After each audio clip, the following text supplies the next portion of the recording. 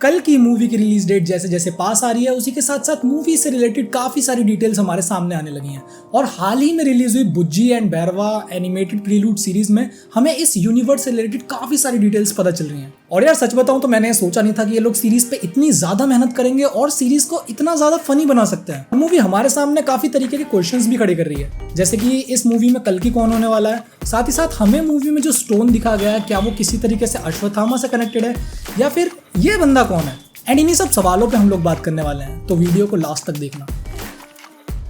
बात करें इस 2 एपिसोड की सीरीज बुज्जी एंड बैरवा की, तो बेसिकली इस सीरीज में हमें 2 मेजर कैरेक्टर्स के बारे में बताया गया है, जिसमें से एक है बुज्जी जो कि मूवी में एआई है, साथ ही साथ बैरवा जो कि इस मूवी का मेन प्रोटैगनिस्ट होने वाला है। और हमें इन्हीं दोनों कैरेक्टर्स के बारे में, उनके मोटिवेशंस के बारे में और कहीं ना कहीं इस यूनिवर्स की वर्ल्ड बिल्डिंग के बारे में दिखाया गया है। सबसे पहले तो ये जो पूरी सिटी हमें इस सीरीज में दिखाई गई है ये है Kashi. And I like the fact कि किस तरीके से इन लोगों ने काशी को एक बड़ा ही एंशिएंट येट बड़ा ही मॉडर्न और डिस्टोपियन लुक दिया है। साथ ही साथ आपको पता होगा कि काशी सिटी एसोसिएट करती है लॉर्ड शिवजी से। साथ ही साथ इस मूवी का जो प्रोटैगनिस्ट है उसका नाम है भैरव। एंड हम जानते हैं कि शिवजी के कई सारे अवतारों में से एक भैरव अवतार भी है, और यही सेम सिटी हमने कल्कि के ग्लिम्स में भी देखी थी। बाकी इस सीरीज की स्टार्टिंग में ही हमें एक एक्शन सीक्वेंस दिखाया गया है जहाँ पे हमें रेबल्स के बारे में बताया गया है। तो बेसिकली रेबल्स वो लोग हैं जो कि इस काशी में रहने वाले उन लोगों में आते हैं जिनके पास रिसोर्सेज और संसाधनों की बहुत कमी है, और इन्हीं रिसोर्सेज और संसाधनों को पाने के लिए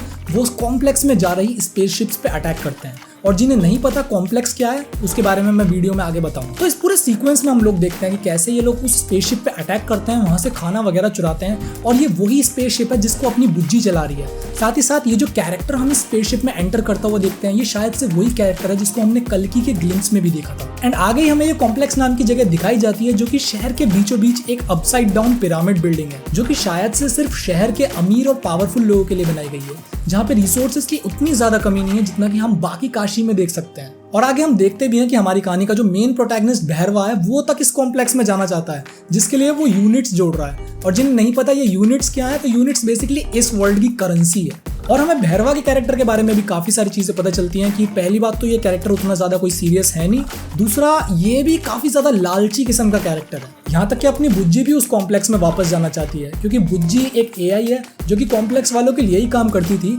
और उस स्पेसशिप में जिसमें रेबल्स ने अटैक किया था बुज्जी उसको ड्राइव कर रही थी। लेकिन उस हादसे के चलते बुज्जी अपने सिस्टम से डिस्कनेक्ट हो गई, साथ ही साथ उसको एक बैकयार्ड में डंप कर दिया गया, जहाँ पे वो भैरवा को मिलती है और उसके साथ मिलकर भैरवा एक कार क्रिएट करता है, जिस कार को बेसिकली अभी हम हर जगह देख रहे हैं। लेकिन अभी तक भी सीरीज में हमें ये नहीं पता चला कि फाइनल कल्कि होने कौन वाला है। और अब तो जैसा कि इसके मेकर्स ने ये चीज खुद अनाउंस कर दी है कि ये पूरा एक सिनेमैटिक यूनिवर्स होने वाला है, तो इसका सीधा सा मतलब मुझे तो यही लग रहा है कि इस मूवी के काफी सारे सीक्वल्स बनेंगे। क्योंकि कली और कल्कि की जब भी लड़ाई होनी है तो हमें पता है कि कल्कि के साथ टोटल 8 चिरंजीवी हमें देखने को मिलेंगे, लेकिन अभी तक हमने इसका जितना भी प्रमोशनल मटेरियल देखा है उसमें हमें सिर्फ एक अश्वत्थामा के बारे में बताया गया है और दूसरे किसी चिरंजीवी का कोई नामो निशान नहीं है। एंड इस सीरीज में मूवी से रिलेटेड काफी सारी हिंट्स और ईस्टर एग्स भी हमें दिए गए हैं, जैसे कि इस सीरीज के एंडिंग में हमें एक स्टोन दिखाया गया है जिसका यूज करके 2 बच्चे होलोग्राम क्रिएट कर रहे हैं। इसे देख के जो सबसे पहली चीज हमारे दिमाग में आई थी वो ये थी कि क्या ये स्टोन किसी भी तरीके से अश्वत्थामा से रिलेटेड हो सकता है, लेकिन मुझे ऐसा नहीं लगता, क्योंकि जब हम वो पब वाला एक्शन सीक्वेंस देखते हैं तो एक ऐसा ही होलोग्राम